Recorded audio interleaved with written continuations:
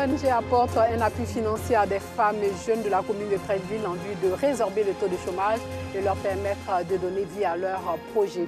Et puis le prince Philippe, l'époux de la reine Elisabeth II, a été inhumé aujourd'hui dans le domaine de château de Windsor. Ces obsèques ont été organisées dans la simplicité en raison de la crise sanitaire. Bonsoir et bienvenue dans le journal.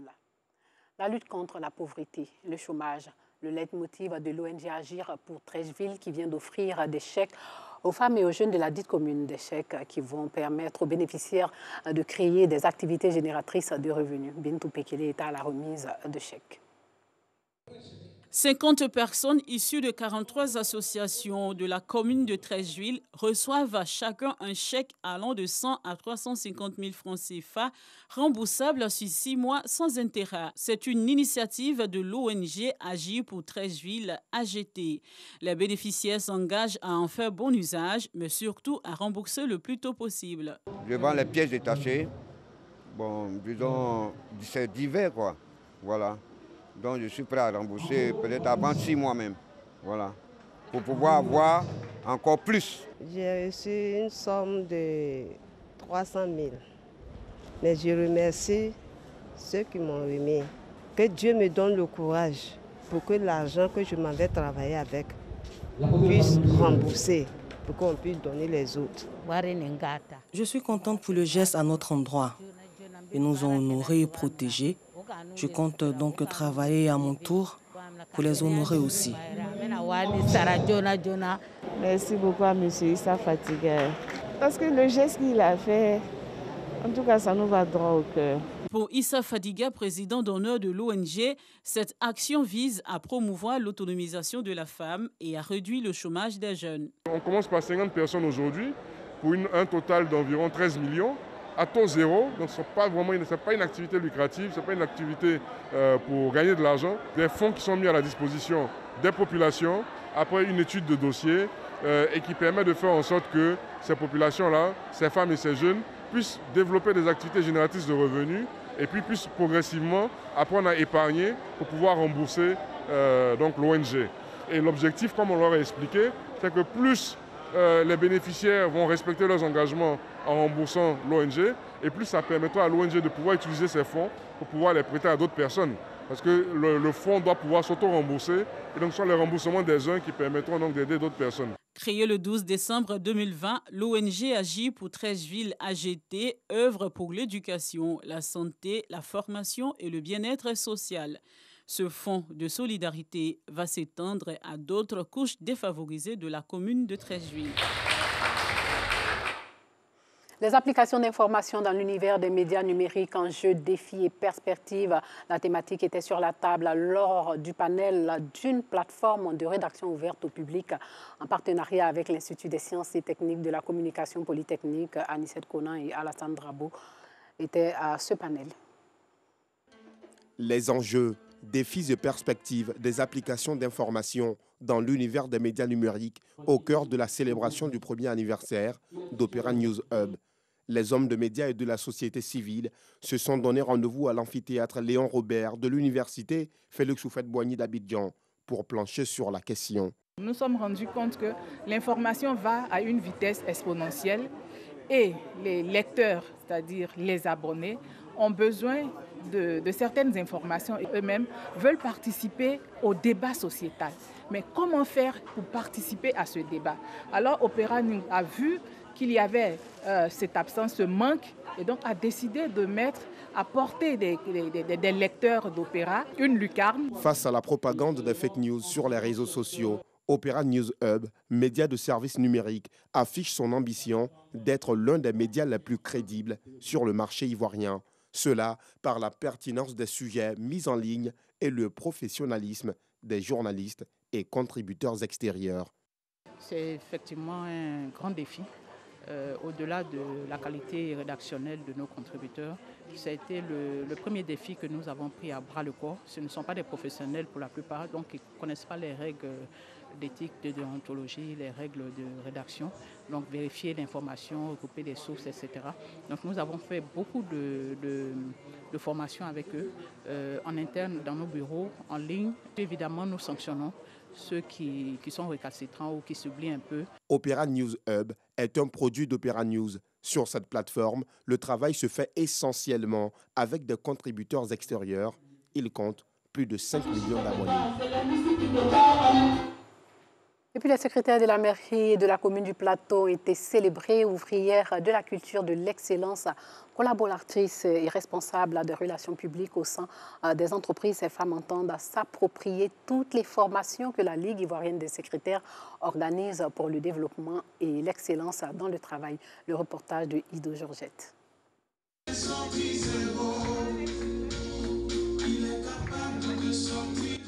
Dans les couleurs de la Journée internationale des secrétaires, les femmes de l'USAMAP, l'Union des secrétaires et assimilés de la mairie du Plateau, ont aussi célébré cette journée qui leur est dédiée.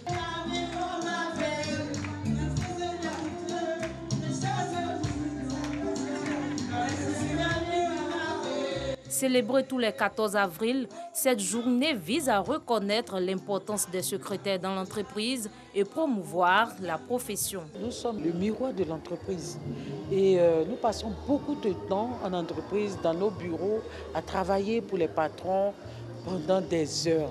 Nous sommes le dépositaire du secret. C'est nous qui gardons les secrets, les confidences des entreprises. Moi, je pense qu'il faut la célébrer tous les jours. Une cérémonie marquée par la passation de flambeau entre la présidente sortante de l'USAMAP et la nouvelle. Le maire de la commune a réitéré son engagement à les accompagner. Tout ce qui touche justement au métier de la femme, ce sont des métiers que nous considérons qu'il est important que nous ayons un regard beaucoup plus approfondi. Et nous encourageons en tout cas à toutes les associations de secrétaires, à vraiment se battre pour que ces métiers-là soient beaucoup plus valorisés. Nous aurons toujours une oreille attentive pour leurs revendications. La nouvelle présidente a placé son mandat sous le signe de la formation et de la solidarité. Elle entend redynamiser l'organisation au profit des secrétaires. Ma première mission, d'abord, faire en sorte que l'association soit encore plus redynamisée. Et ensuite, on va mettre l'accent sur la formation pour que les secrétaires soient vraiment la secrétaire que nous voulons au poste qu'elles occupent. Parce que la secrétaire, comme on le dit, c'est la vitrine de l'entreprise. Nous allons nous atteler à faire en sorte que toutes les secrétaires soient très bien formées pour pouvoir tenir à ce poste. Cette cérémonie de l'Union des secrétaires et assimilés de la mairie du Plateau a également été meublée par la remise des prisons et des prestations artistiques. C'est en 2005 que l'USAMAP a été créée pour défendre les intérêts des secrétaires de la mairie du Plateau. Des artistes béninois dans la capitale ivoirienne. Pendant un mois, ils vont exposer leurs œuvres sur l'art contemporain béninois dans les locaux de la Fondation Donvaï dans le cadre d'un projet qui vise à promouvoir ces artistes venus du Bénin. La 4e édition des rencontres internationales des arts numériques et visuels d'Abidjan Riana 2020 est ouverte. Des créateurs locaux et étrangers exposent durant tout le mois de juillet. Des créateurs ivoiriens présents qui soutiennent leurs frères étrangers qui n'ont pu effectuer le déplacement coronavirus oblige, et cela par une diversité de créations autour d'un thème « Rêver l'Afrique d'après ». Après toute cette situation-là, il faut pouvoir se retrouver dans une Afrique combattante, une Afrique d'espérance, une Afrique qui se développe. Au niveau des amoureux de l'art, il faut qu'ils ont accueilli ça avec beaucoup de joie et de satisfaction.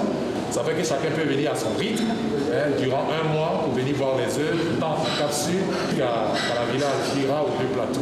Une activité culturelle ouverte depuis le mercredi 1er juillet. La particularité de Riana cette année, une exposition collective, mais aussi une autre individuelle mettant en avant les œuvres de l'Ivoirien Jacob Bleu, une palette de choix pour les passionnés d'art qui auront de la tapisserie, de la peinture et de la céramique, entre autres. Ajouter à cela le numérique, de belles perspectives. Les Riana sont un événement que nous estimons de haute portée culturelle et sociale et dont les objectifs rejoignent les nôtres, promouvoir de jeunes talents ou encore offrir des opportunités sur des formes innovantes d'expression artistique. Notons que l'objectif de ce festival, contribuer au développement des nouvelles technologies liées au digital et à l'art. Rappelons que du fait de la crise sanitaire mondiale, cette 4e édition des Rihanna se tiendra nécessairement dans le strict respect des mesures barrières édictées par le gouvernement ivoirien. Ainsi, seulement 40 personnes seront admises sur les différents sites chaque jour durant toute la durée du programme. Madeleine Kwasi fait désormais partie des chantres chrétiens. Son album intitulé Youssou Oualagnon magnifie Jésus-Christ de Nazareth. Cette œuvre musicale de Sitit aborde des thématiques en français et aussi en langue maternelle. Nous Sangaré Alassane Drabo. Une nouvelle étoile est née dans le monde des chantres chrétiens.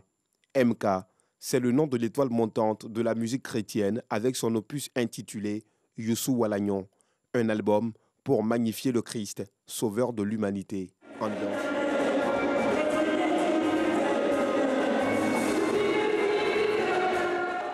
Dans cette œuvre musicale, les différentes thématiques sont abordées en français et en langue maternelle.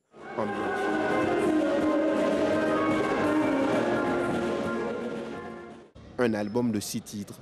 À travers cette œuvre musicale, la chantre MK veut accomplir sa mission d'évangélisation en touchant un grand nombre de personnes. Jésus, Dieu, il est l'éternel, il est notre combattant. Quand tu as un problème, confie-le au Seigneur et dors tranquillement, il combat pour toi. La vie que le Seigneur nous a donnée, il reviendra un jour nous demander des comptes pour cette vie-là. C'est Dieu qui nous a créés, donc il est important de servir ce Dieu-là. Pour mener à bien sa carrière, MK peut compter sur le soutien des chantres chrétiens ivoiriens. Je suis heureux d'être là et soutenir MK. Nous souhaitons coacher les chantres pour ne pas qu'ils chantent n'importe quoi. Et déjà, avec ce que j'ai écouté, j'ai vu vraiment une maturité dans la façon d'exécuter les chants et puis dans la composition. De son vrai nom, Madeleine Kwasi, MK travaille dans l'administration ivoirienne. Elle est mariée et mère de 5 enfants. Le cercle spirituel Nasrul Ilm Côte d'Ivoire initie les premières assises du triomphe du savoir de toute la sous-région. C'est une première en Côte d'Ivoire et dans la sous-région ouest africaine, les savants musulmans et la science islamique valorisés à l'occasion du mois du Ramadan, 9e mois du calendrier islamique. Et ces assises ont pour objectif de valoriser la science islamique et ses porte-flambeaux que sont les savants, ces savants qui vont animer tous les lundis du mois de Ramadan des conférences sur des thématiques liées à l'islam et à la cohésion sociale. Alassane Drabo est à la conférence de presse organisée pour en parler. Tous les lundis du mois de Ramadan, des hommes et des femmes, tous savants musulmans, défileront ici au complexe Cheikh Ibrahim Agnès dans la commune de Koumassi pour développer des thématiques en rapport avec la science musulmane. L'initiative est du cercle spirituel Nasrul Ilm Côte d'Ivoire et est intitulée « Les Assises du triomphe du savoir ». Lors d'une conférence de presse tenue ce mercredi, Cheikh Chérif Oumar Abdelaziz, guide spirituel de Nasrul Ilm, et ses hommes ont expliqué le contexte des Assises du triomphe du savoir. Nous avons constaté qu'en Côte d'Ivoire, il y a beaucoup d'éminentes personnalités, de tantristes, même du doctorat en islamologie, mais qui très souvent passent inaperçus. C'était le moment tant rêvé pour nous de songer à créer un cadre de rencontre, un cadre de fraternisation entre ces différents ulémas, mais aussi un cadre d'échange. L'éducation islamique et la cohésion, la femme musulmane dans l'état laïque, le rôle de la famille dans l'éducation de l'enfant en islam et l'originalité du pacifisme de l'islam sont entre autres des thématiques qui seront développées par les savants à l'honneur. Il s'agit en fait d'une série de conférences à l'image d'un colloque, d'un symposium ou d'une journée d'études, de faire appel à des conférenciers, à des sachants qui vont entretenir la communauté musulmane durant ce mois béni de Ramadan. Les assises du triomphe du savoir sont une première dans la sous-région ouest-africaine, à l'image des enseignements avec les savants initiés par feu le roi Hassan II du Maroc.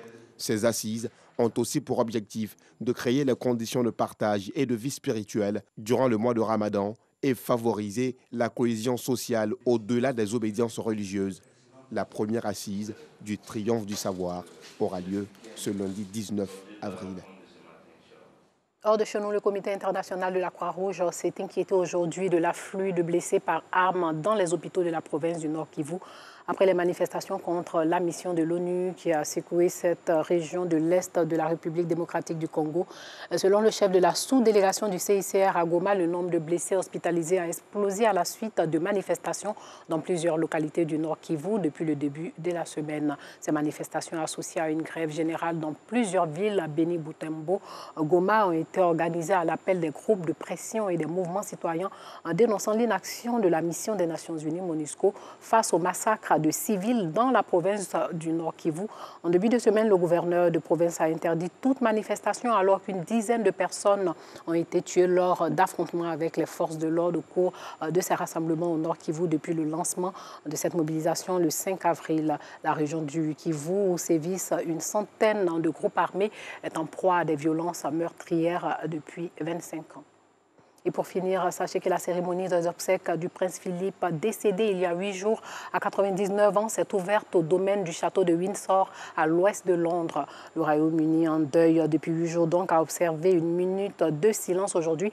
Les funérailles limitées à 30 personnes à cause de la pandémie de coronavirus. Couvert de l'étendard personnel du duc d'Édimbourg, de son épée, sa casquette de la marine et d'une couronne de fleurs, le cercueil a été transporté à l'arrière d'un Land Rover vert militaire que le prince Philippe avait lui-même contribué à concevoir pendant 16 ans. Le prince Philippe repose désormais dans le caveau de la chapelle Saint-Georges sur le domaine de la résidence royale. Voilà, c'est sur cette note triste que s'achève ce journal. Merci de l'avoir suivi. Portez-vous bien et prenez soin de vous.